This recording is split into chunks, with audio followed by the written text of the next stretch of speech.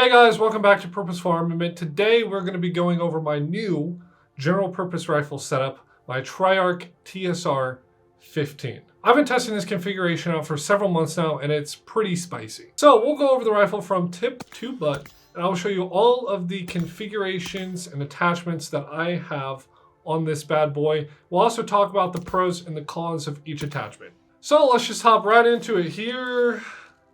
It is. So we'll start from the tip, go down to the butt. How about that? So first off, the suppressor. This is a Surefire RC2 suppressor.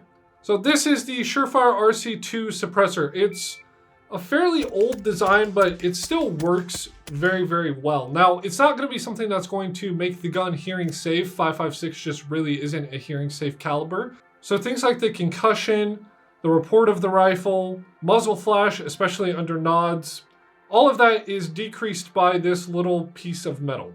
Now, it is a baffled design, and I'm not going to go too much into the suppressor itself because I do have a video on our channel. I'll put a link in the description that talks in depth about suppressors, both flow-through and baffled designs like this one, so you can check that out below or in the card probably up here. But regardless to say, some people aren't a big fan of the baffled cans, and I've really not had that much of a problem. Now, I am a right-handed shooter, so I don't really have that much of an issue with gas getting in my face. Now, a huge pro to this suppressor is that it's quick detach, so any of the Surefire SOCOM muzzle devices, we'll talk about that in a little bit, this can very easily clip onto. Very, very seamlessly clip on and tighten, and you're pretty much good to go. Now, one of the big downsides to using a suppressor is that you really add some weight and some length to your gun. Now, it's not a ton of length. The barrel is probably right in there. That's where the end of the muzzle device is at. So it's not a ton of length. It's like 4.5 inches or so.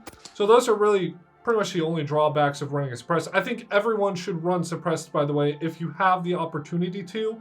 If you have the facilities and the funds to be able to do it, I think that you should.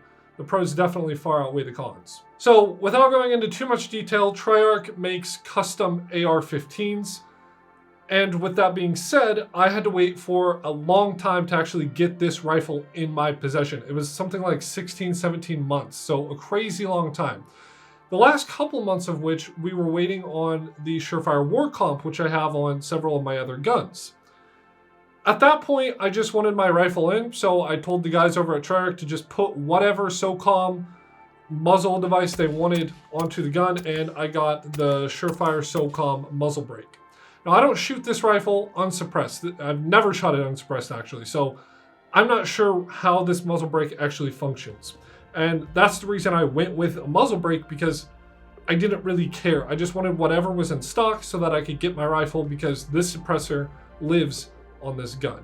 Now, the great thing about the Surefire SOCOM series of muzzle devices is you can attach suppressors to it quickly and easily. So this will fit on my war comps, it'll fit on my muzzle brake, fits on everything SOCOM from Surefire.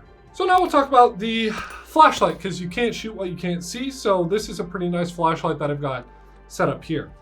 The body of the flashlight is the Arisaka 600 series sort of scout light footprint type deal. Arisaka makes the body housing right here. The head is a Mod Light dual fuel head. So there are possibly some brighter Mod Light heads out there. We are going to be doing a comparison video of a bunch of different flashlights, including like 3 different Mod Light heads. So stay tuned for that. It's going to be a much more in-depth video about lights, but from what I can say now, wonderful thing about this Mod Light, it's extremely bright. Like, bright enough that at nighttime, you can use this at rifle distances, like 100, little over 100 yards probably. So it's absolutely excellent for that. Extremely, extremely bright. I am running it with just standard CR123As in it as well.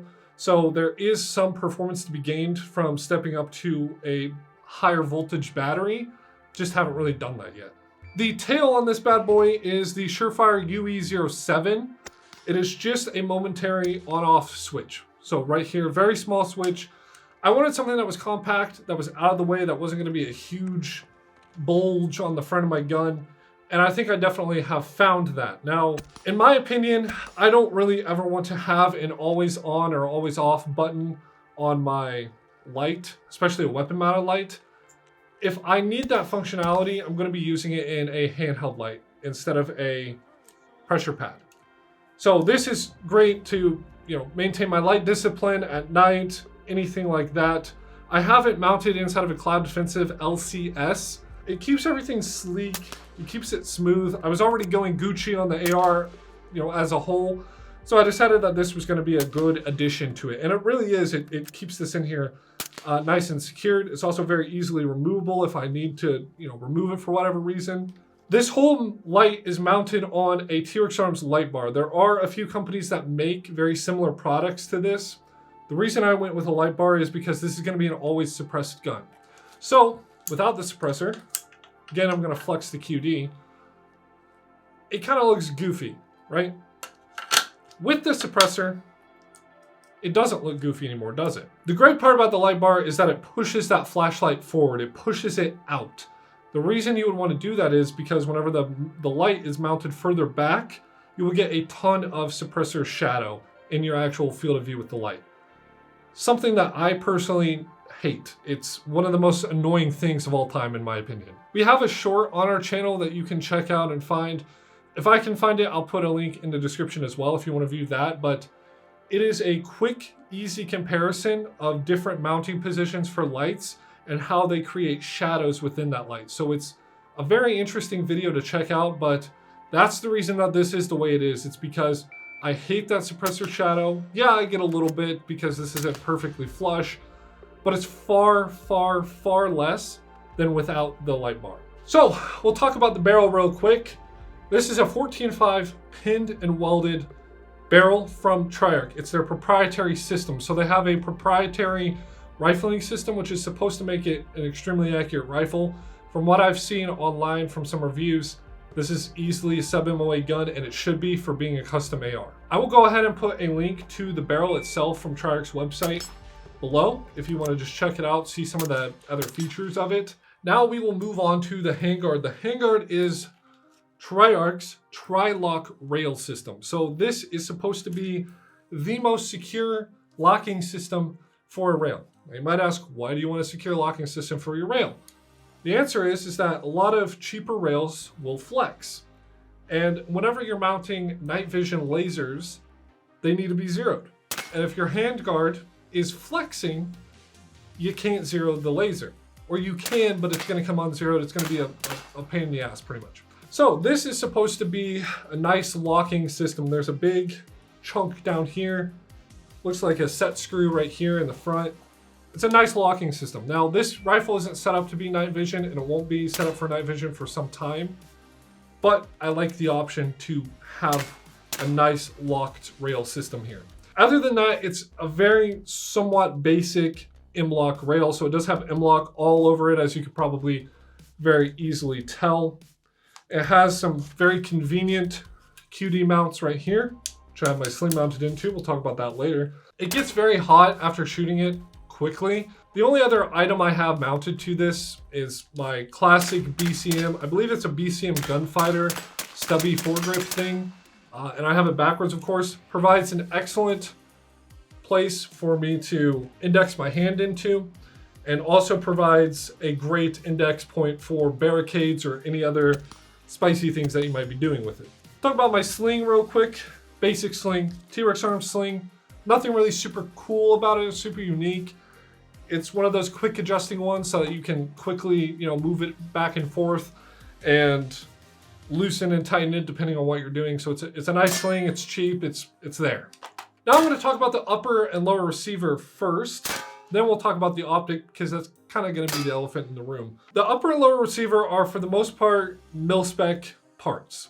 They're from Triarc, so they're very high quality, they're very nice, they're very good. They're still for the most part mil-spec. So if you're not familiar with Triarc or other custom AR manufacturers, you pretty much go through a list and you pick all sorts of different options and such. So really the only option that I picked to change from mil-spec is the safety selector. You can probably tell this is an ambidextrous 45-degree radian safety selector. In terms of safety selectors, it's nice. It has a nice solid click to it. It feels good. I think that having an ambidextrous safety selector is incredibly beneficial. Just that added capability there. But the 45-degree throw, I think, is a little gimmicky. I don't really think it offers a whole lot. It doesn't offer hardly anything in terms of speed. In terms of indexing point, I mean, it doesn't really offer anything. It's just kind of a personal preference type of situation. The trigger in this gun is the Triarc Enhanced Trigger Group. This is a single stage trigger, probably around 3 pounds or so, 3.5 pounds. Very reminiscent of something like a Geisley SSA trigger pack. It's a nice trigger. It's smooth, it's easy to use. No complaints there. The other option that I have added to this is the Magpul bad lever. You can see it right here. You can definitely see it on this side of the gun. These bad levers are sweet. They have incredibly increased my reload speed because I don't have to hit the ping pong paddle anymore. I can just quickly swipe down with my finger. Some people have a lot of issues with these, and I think most of those issues are pretty BS.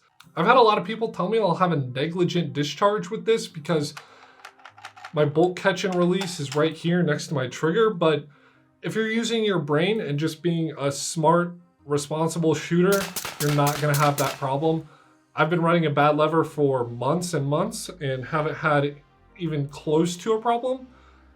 I also have multiple friends who have been running bad levers for years and they haven't had any issues, so I think it's mainly BS. But it is very nice to be able to actuate, you know, bolt catch and bolt release with your trigger finger instead of, you know, the ping pong pedal. It's kind of awkward, to be honest. I have an A5 buffer system in here. It's a little bit longer, a little bit heavier than mil spec, and it is excellent for suppressed usage. I mean, it truly is incredibly smooth. It recoils hardly any.